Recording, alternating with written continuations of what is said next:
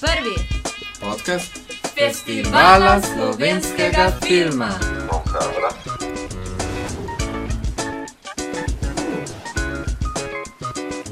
Zdravo, jaz sem Helena, Jaz sem Peter.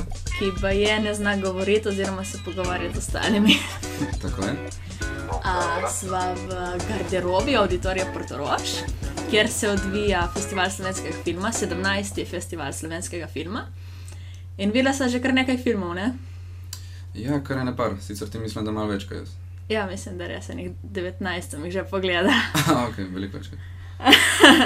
Odločila sva se, da dva predstaviva, ker sta nam ostala v spominu, sta posebna. Katerega si ti izbral? Aha, sem hotel kar s tvojim naprej. V redu, ok. Helena si je izbrala Drevo, Sonje... Spet sem pozabil. Prosenc. Sonja Prosenc, ok. In Peter bo pa povedal nekaj o Boju za. Režiser je Siniša. Siniša Gačiča. Tako. Lahko kar ti začneš. Ok, zdaj, če sem nazadnje že omenil Sinišo Gačiča, lahko še čisto na hitro o njemu, da je rojen leta 80, da z različnimi uredništvi na televiziji Slovenija sodeluje že od leta 99. Piše za mladino, bil je voditelj v oddaji Tranzistor od leta 2009 do 2012. Če omenim še recimo dva njegova kratka dokumentarca, ker Boj za ni edini, čeprav to sta kratka, Boj za je celovečerni dokumentarni. Večni študent iz leta 2009, pa Kupime iz leta 2011.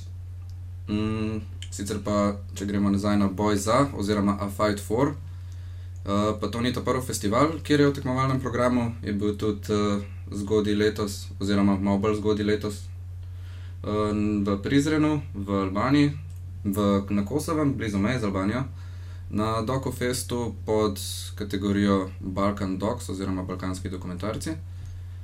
Na FSF-ju pa sodeluje v tekmovalnem programu v kategoriji celovečerni dokumentarni. Pač iti v javnost za neko izjavo, da jim rečemo fuck you in vaša hinavščina, to je v tem mestu problem, začnemo na tem delati, ne? Bedži za vnuke, vseh 99% pred borzo. A so prišli, gospod? Vseh 99 pred borzo. Nažalost jim ni jih bilo, ne?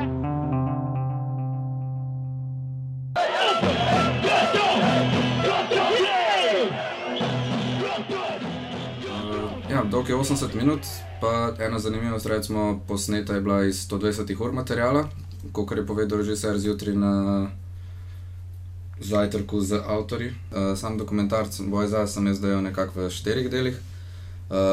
Prvi dogajanje pred borzo, so se zbrali postavitev prvega šotora, zamenjava črka R s črko J, iz tega torej tudi pol Boj za.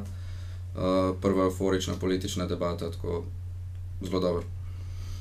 Druga točka, zasedba Filofaksa, ki je bila sicer prvič nekaj 70, mislim, da 71 leta v Ljubljani. Pol tretja, kako se je nekako počas končalo z dogajanjem pred borzo. Četrta točka pa potem isti, po režiserjevih besedah, najbolj angažirani aktivisti, kako so na protestih, mislim, da je bila vsa slovenska vstaja, konc leta 2012, torej mislim, da več kot let pa pol po koncu dogajanja pred borzo. Te neke stvari mi je cool, da jih ne berejo, da njih te neke stereotipne, fundamentalistične desničarske kritike, ki nima veze z realnostjo, ampak da jim daš neko prepraševanje čisto o njih samih, znajo z njihove strani, se pravi dobro namerno.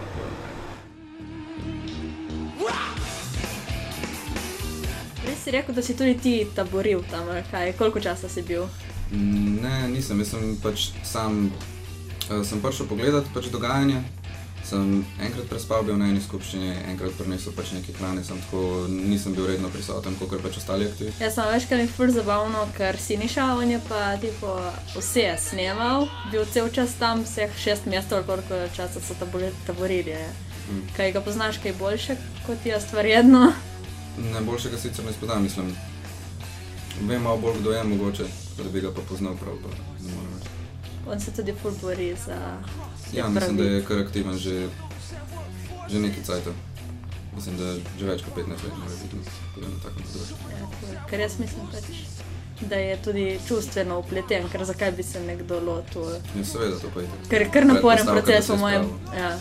pol leta snemati in preživeti se samo zato, da potem narediš en dokumentarec na koncu.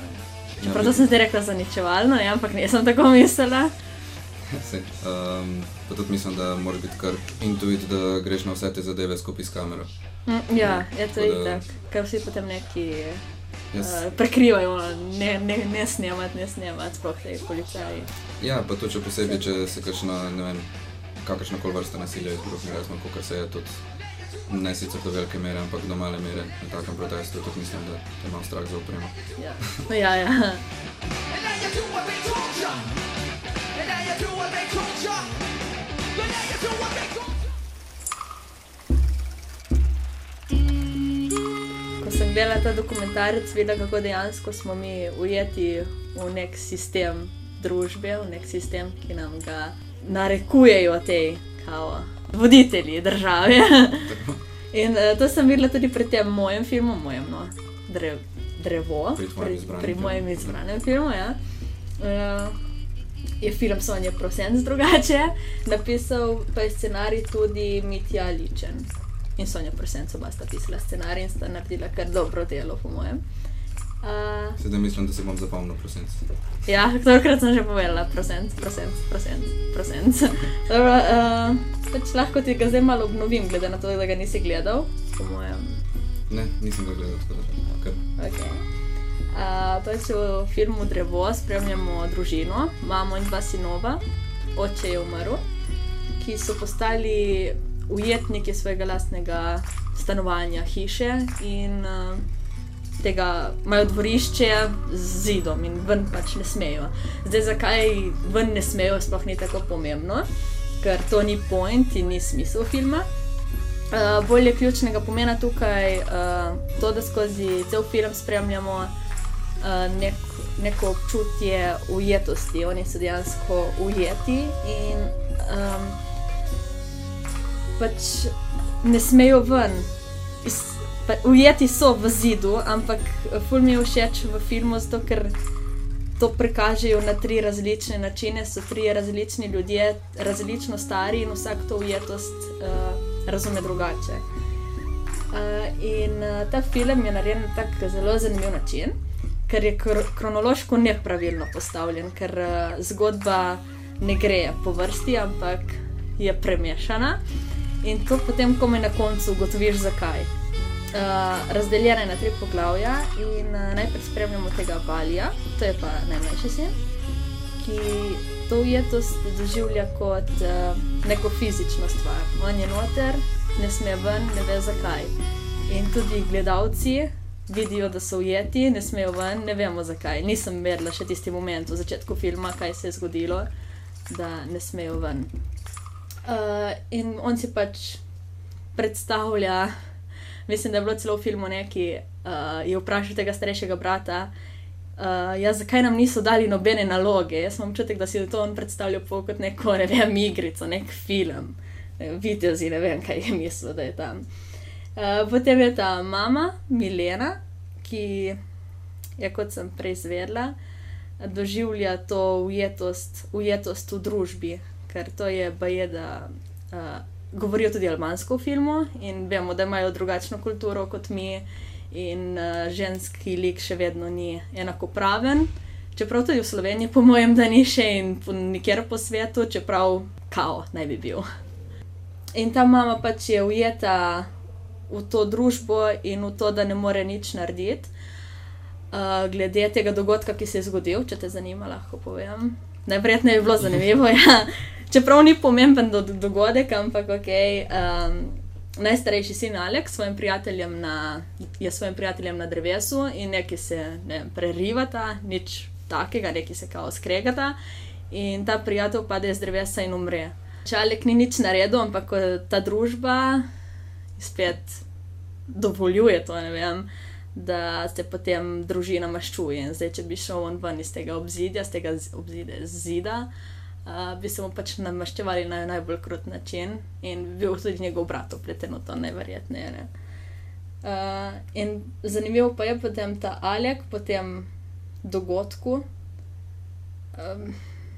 je tudi ujet nekako, ne. Vsi trije so ujeti, kot sem rekla, je pa ujet sam vase, ne vem, ker če pomislim, če bi se meni to zgodilo, po mojem ne bi nikoli več živela normalno in bi bila ujeta celo življenje v nekem, ne vem, kot v nekem oklepu, saj ne vem, če bi bila lahko sproščena še kdaj.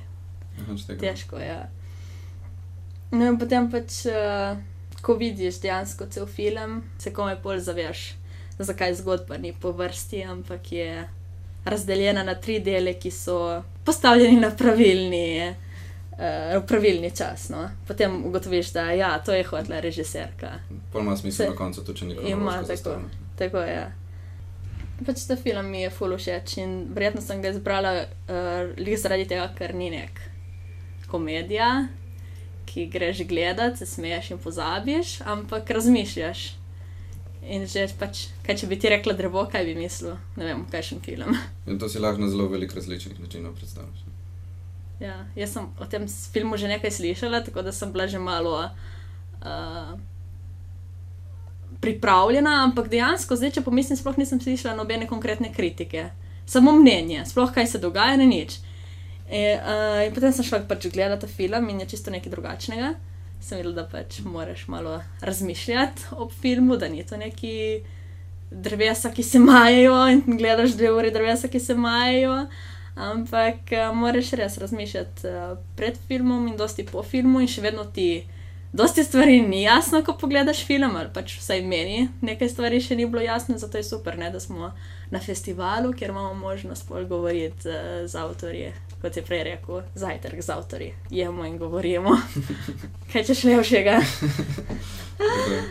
Ja, videla sem dosti pač ekipo in sta bila tudi 2 glavna igralca. Katarina Stegnar, ki igra mamo Mileno, in Jernej Kogovšek.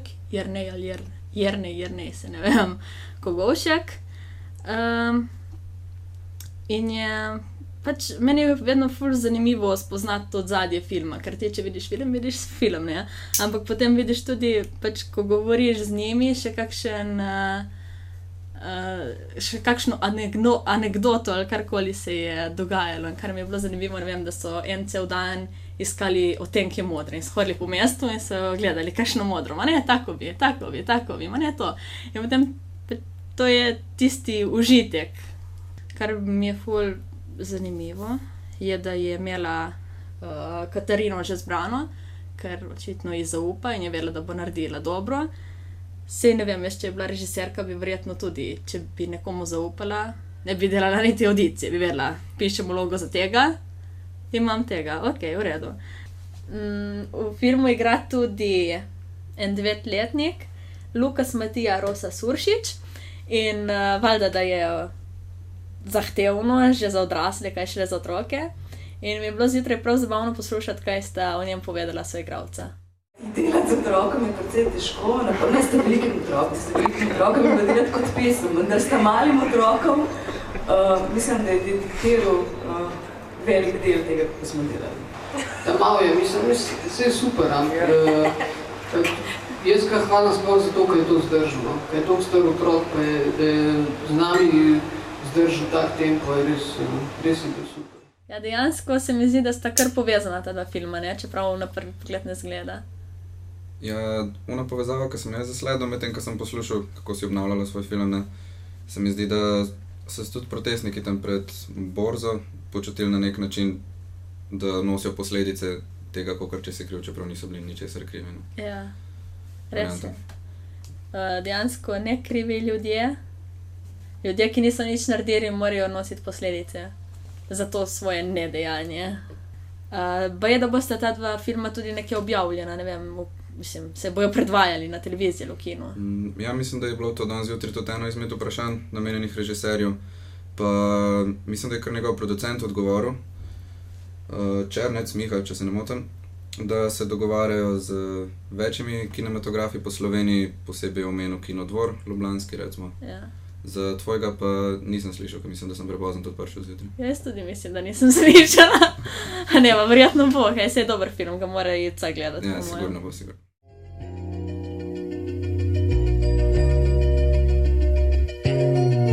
Poletni dan ti je drugače všeč na festivalu? Si prvič tukaj? Ja, prvič sem na festivalu slovenskega filma, pa mi je super. Če se na vreme ne oziramo, to nas ne zira. Groza. Meni je ful všeč, ker so vsi tako preprosti, ne vem, ali premalo vidim te ljudi, ali kaj, ampak vsi te pomembna imena, režiserji, igralci se kar sprehajaš, se ti nasmihajo. Ampak še vseeno malo, še čez nekaj let se bom počutila, kot da sem tukaj doma, no, zdaj še ne. No, vse počasi.